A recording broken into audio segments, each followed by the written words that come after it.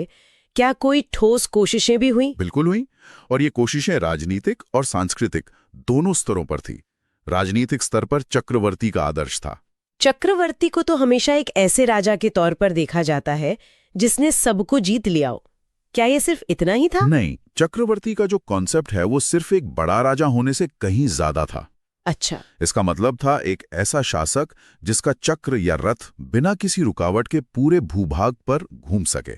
यानी एक ऐसा आदर्श राजा जो सिर्फ राजनीतिक ही नहीं बल्कि नैतिक और धार्मिक रूप से भी पूरे क्षेत्र को एक सूत्र में पिरोए।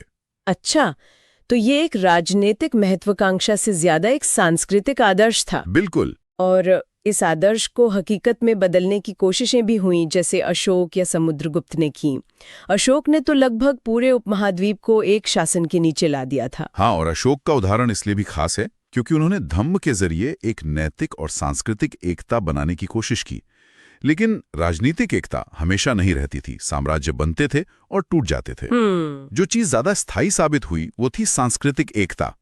और इस सांस्कृतिक एकता को बनाए रखने में भाषा का बहुत बड़ा हाथ था। भाषा का जिक्र आते ही अशोक के शिलालेख याद आते हैं, जो प्राकृत में थे। बिल्कुल। अशोक के समय प्राकृत आम लोगों की भाषा थी, इसीलिए उन्होंने अपने संदेश इसी में लिखवाए ताकि वो ज्यादा से ज्यादा लोगों तक पहुंचे। एक तरह की लिंग्वा फ्रैंका जैसी। हाँ, उस समय की लिंग्वा फ्रैंका या संपर्क भाषा थी। लेकिन ये भी ध्यान रखना दिलचस्प है कि प्राकृत प्रशासन की भाषा थी, जबकि संस्कृत ज्ञान और धर्म की भाषा बनती जा रही थी। अच्छा। ये दोनों भाषाएं एक ही समय में अलग अलग भूमिकाएं निभा रही थी। लेकिन क्या संस्कृत के बढ़ते प्रभाव से एक भाषाई खाई नहीं बनी?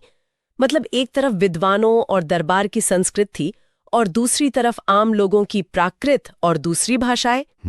क्या इससे ज्ञान कुछ खास लोगों तक सीमित नहीं हो गया? ये एक बहुत ही महत्वपूर्ण सवाल है। और हाँ, ऐसा हुआ भी। गुप्त काल आते आते संस्कृत ने प्रशासन की भाषा के तौर पर भी प्राकृत को पीछे छोड़ दिया। रामायण, महाभारत, पुराण, कालिदास की रचनाएं सब संस्कृत में थी। सही बात है। इसने निश्चित रूप से ज्ञान को एक अभिजात्य वर्ग तक सीमित किया। लेकिन इसी संस्कृत ने पूरे देश के पढ़े लिखे वर्ग को, चाहे वो उत्तर में हो या दक्षिण में, एक कॉमन बौद्धिक मंच दिया।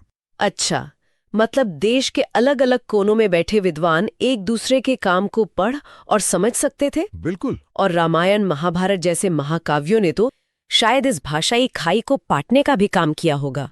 क्या बात है, ये कमाल का पॉइंट है। इन महाकाव्यों के साथ कुछ अनोखा हुआ। ये कुछ वैसा ही है जैसे आज कोई ब्लॉकबस्टर फिल्म अलग अलग भाषाओं में डब होती है। हाँ, सही उदाहरण है। किरदार, कहानी वही रहती है, बस भाषा बदल जाती है ताकि हर कोई उससे जुड़ सके। एग्जैक्टली। प्राचीन और मध्यकालीन भारत में ये काम रामायण और महाभारत ने किया। संस्कृत से निकलकर ये महाकाव्य देश की हर भाषा में रचे गए, लेकिन उनका मूल संदेश, उनके पात्र और उनसे जुड़ी नैतिक शिक्षाएं पूरे देश में एक रहीं। उन्होंने एक साझा सांस्कृतिक